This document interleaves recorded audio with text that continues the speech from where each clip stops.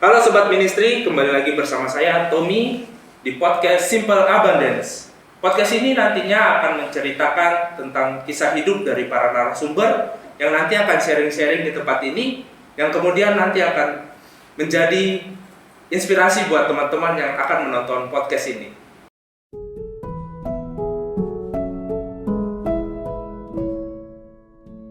Nah, sebelum kita ngobrol-ngobrol pada podcast hari ini, aku ingin menginformasikan kalau kami semua kru, petugas dan saya sendiri dan teman saya semua dalam keadaan sehat. Jadi kami izin membuka masker biar lebih nyaman lah. Begitu. Pakai masker terus juga agak sesak. Ada tukang bakso nggak nih? Ada dong. Gas. Oke. Nah, sebelum kita ngobrol untuk narasumber kita pada hari ini, yang akan sharing tentang semangat dalam kehidupannya, silakan bro, perkenalkan nama dulu. Halo teman-teman, nama aku Ramon Excel Fardiman, tapi biasa dipanggil Excel. Aku mahasiswa Sanata Dharma, angkatan 2017. Masih kuliah? Masih dong. Masih semangat ya kuliahnya? Iya, kan cinta Sanata Dharma. Oke. Kira-kira yang aku mau tanyakan, kenapa sih mau kuliah di Sanata Dharma? Kenapa Sanata Dharma gitu ya? Ya. Aku tuh awalnya nggak tahu kalau ada Sanata Dharma di Jogja ini. Jadi ya bisa dibilang itu jalan Tuhan lah ya. Kenapa jalan Tuhan ya? Karena ada yang mengarahkan gitu di luar kemauanku. Jadi awalnya tuh aku mau masuk prodi komunikasi komunikasi di Atmajaya. Oh, di Atmajaya. Nah terus pas itu aku masuk jalur prestasi. Terus kok kayak aku tunggu-tunggu kok nggak ada kabar. Ternyata nggak lulus. Nah pas ku tanya siapa yang lulus dari SMA aku, si C, ya kita anggap aja dia si C lah ya. Si C. Terus aku lihat rapotnya juga, aku nggak bilang dia bego dari aku ya, cuman dia lebih rendah nilai rata-ratanya daripada aku. Kenapa bisa dia yang keterima? Itu temanmu? Temanku. Jadi ya, oh ya udahlah, mungkin dia main orang dalam, kita nggak tahu. Ya Terus? gas. Ya udah cancel Atmajaya. Terus aku cari ke Mercu Buana. Aku keterima di Mercu Buana, cuman akreditasi masih C, itu yang masih. Itu prodi yang sama? Prodi yang sama komunikasi. Sambil aku tunggu UPN pas itu. Masuk UPN juga Masuk sempat? UPN juga. Cuman karena pas itu ada Rosario, terus ada yang ngingetin aku gitu loh, ngasih tahu info-info gitu. Aku inget banget namanya Bu Ben. Jadi Bu Ben tuh ngomong gini, Axel kenapa gak masuk Sanata Dharma? Terus aku bilang kan, wah Sanata Dharma bukannya buat guru ya gitu kan. Pendidikan lah, banyak pendidikan gitu. Karena pas dia bilang Sanata Dharma, aku cek langsung di Google kan. Oh enggak, itu udah universitas. Oh universitas, ya udah oke. Aku cek, tapi mereka nggak punya prodi komunikasi. Jadi dalam pikiranku, wah ini aku ngambil prodi yang kira-kira MTK-nya nggak ada gitu ya. Terus dapatlah manajemen. Oh, manajemen. Gitu. Tapi ternyata masih ada. Tapi SMA IPA IPS atau IPS. SMA? Oh, IPS. IPS. Oh, ya udah memang ke manajemen ya. Iya, manajemen. Terus keterima deh ke manajemen. Iya. Jadilah di sana Dharma sampai. Berarti Mercu Buana di cancel. Cancel. Walaupun akreditasi sekarang udah Wow. Ya, mungkin tuh rencana Tuhan kali ya. Itu rencana Tuhan, kita nggak ada yang tahu. Mungkin kalau aku udah di Mercu Buana, aku nggak bakal kenal Tommy, nggak bakal kenal Gabriel sama Sandi. Iya sih. Iya. Betul juga. Terus kira-kira pengalaman apa sih yang kamu dapatkan setelah kuliah di Sanata Dharma? Suka dukanya tuh apa? Pengalaman ya. Iya. Kalau aku ngelihat Sanata Dharma tuh ya bener-bener beragam sih. Maksudnya beragam nih. Banyak lah kita nemuin karakter orang. Dari bagus, dari jelek, itu pasti ada. Terus ya serunya di mana ya? Serunya tuh ketika kita bisa milah circle kita masing-masing. Terus kita bisa pilih mana yang jelek, mana yang buruk. Dan itu semua keputusan kita kan. Iya. Karena aku kan dari Bogor. Ah, Ya otomatis orang tua juga nggak akan kontrol kan. Aku udah besar juga kan. Jadi ya ini saat-saat kita dimana kita cari jati diri kita masing-masing lah. Gitu. cari tempat untuk gimana ya? Jauh dari orang tua gitu ya kali ya. Iya, aku memang awalnya udah menekatkan diri buat jauh dari orang tua kan. Lah kenapa? Biar aku ngerti, oh ini toh hidup sendiri rasanya gitu loh. Nanti aku tahu ya kalau puitisnya pahitnya hidup tuh gimana sih gitu kan. Soalnya aku mikir kalau misalnya aku tetap sama orang tua ya aku ya satu nggak bebas. Terus kedua aku nggak bisa berekspresi lebih gitu loh. Jadi aku nggak ngerti sesungguhnya aku nih kayak gimana.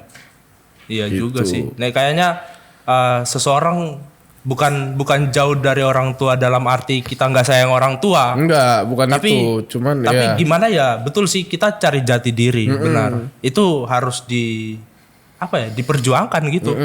awalnya malah aku nggak mau kuliah, langsung kerja. Cuman kerjanya tempat jauh. Cuman karena orang tua bilang kuliah di Jogja, aku pikir oh ya masih boleh lah gitu. Oh berarti memang orang tua juga dukung gitu. Sebenarnya- Atau gimana? Orang tua dukungnya kuliah, cuman kuliah di luar di Jogja. Soalnya kan mama kayaknya suka banget sama Jogja kan. Oh. Jadi ya udahlah aku ngikut di Jogja. Di Jogja. Gitu. Berarti orang tua masih di sana, Orang tua masih di Bogor. di Bogor. Oh. Oke, terus sekarang kesibukannya ngapain selain kuliah?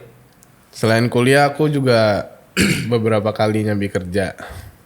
Kok pengen kerja gitu loh? Kan maksudnya Nggak kerja nggak makan bro. di mana kerjanya? Aku Ngapain? kerja di Bantul kan. Jadi kan lagi ngehits ikan cupang tuh. Oh, kan cupang. Jadi aku ikutan main ikan cupang. Terus aku juga punya usaha sendiri walaupun itu kecil-kecilan. Terus kemarin pas Natal tuh ada petani cupang lah kalau kita bilangnya. Namanya Pak Eko. Pak Eko tuh nawarin buat Sel bantu rawat ikan yuk di farmku gitu. Ya aku pikir yuk, kesempatan. Soalnya pas itu aku juga belum dapat kerjaan kan. Iya. Jadi lumayan bingung. Plus aku juga suka ikan. Jadi ya boleh dicoba lah. Hitung-hitung aku pengalaman. Oh kerja kayak gini gimana rasanya. Jadi ya mumpung kita masih muda lah. Nah, tapi kan sekarang kamu lagi kuliah gitu kan. Kamu kerja lagi gitu kan. Terus kuliahmu gimana gitu kan. Maksudnya kan kamu mau nyari duit gitu kan. Terus kan ada orang tuamu gitu kan. Jujur ya, ini aku buka-bukaan di sini. Aku udah nggak Berarti hanya di podcast ini aja ya? Cuman di podcast ini.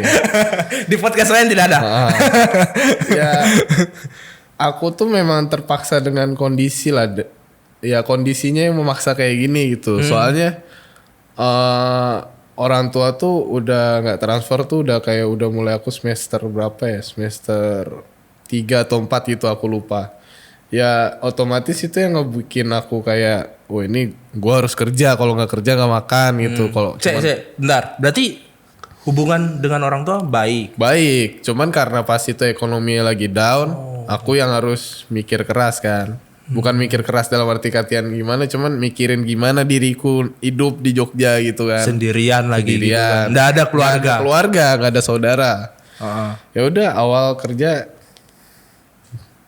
kebetulan di kos depan kos ada rumah makan. Jadi aku nyambi kerja di rumah makan itu. Itu- soalnya dapat makan gratis. Nah, Masuk sih. masuk. Jadi uangnya bisa aku keep.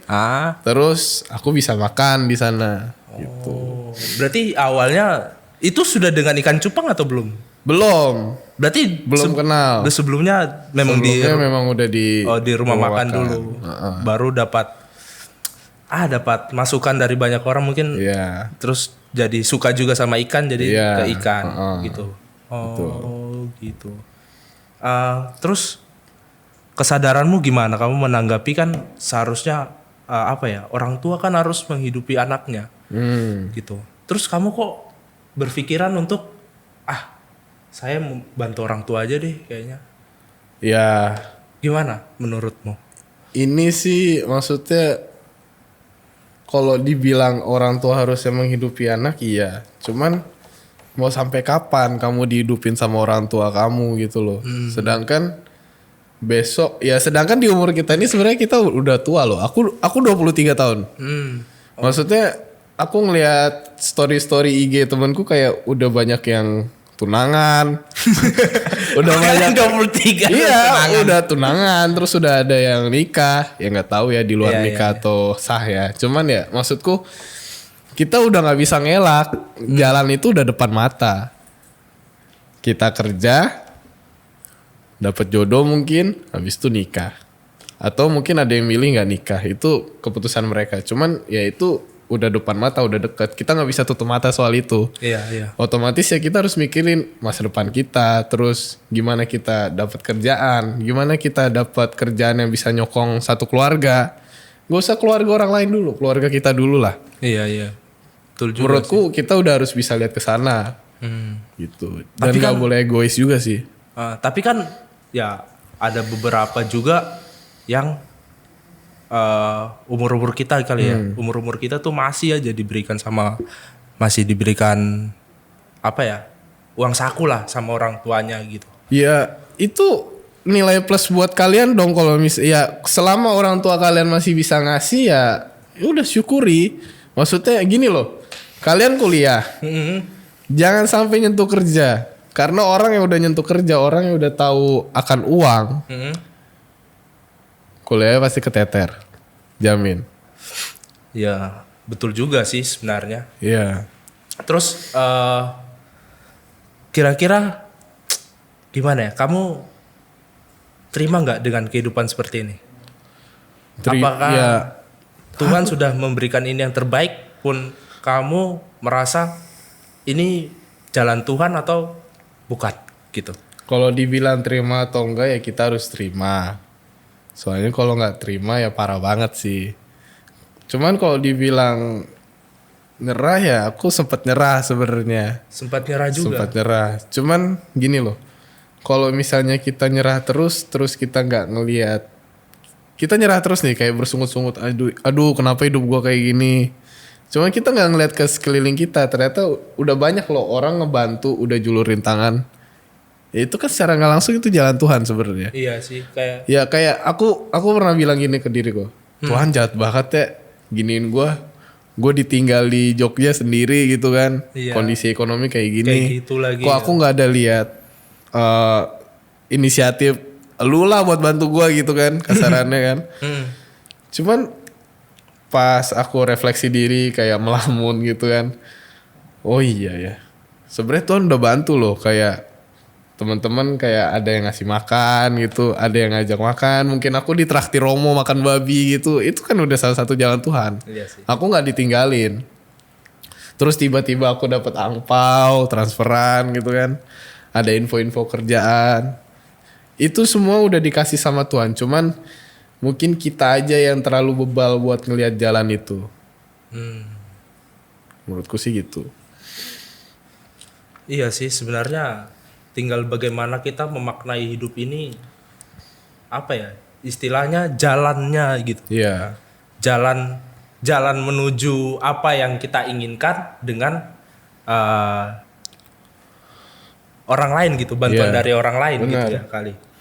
Terus gimana sih kamu memaknai kehidupan ini? Kuliah, padahal masih kuliah, lagi skripsi, terus kamu harus berusaha kerja. Aku juga dengar-dengar kamu harus bantu adikmu juga sekolah, Ya. iya kan? Itu ya aku Gimana cuman kamu memaknai itu? gimana ya?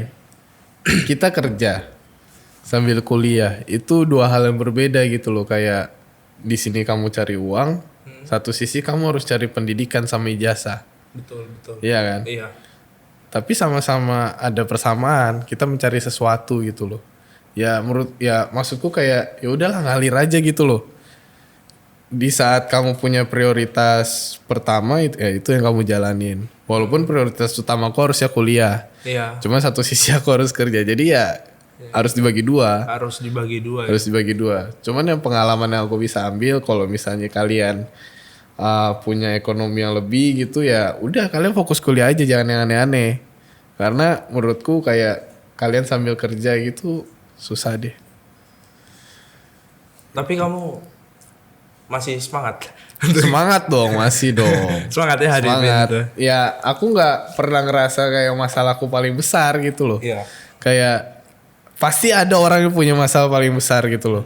Makanya kayak aku, masa Excel ngeluh sih, masa nggak semangat sih. Pasti aku yakin pasti di luar sana pasti banyak orang hebat yang punya masalah lebih besar daripada aku. Dan aku yakin kayak Tuhan tuh ngasih masalah ini karena Tuhan tuh ngerti aku mampu buat jalanin ya. Ya, betul, setuju. Aku Dan pasti masih Tuhan pegang memberikan prinsip jalan itu. keluar gitu. Iya pasti.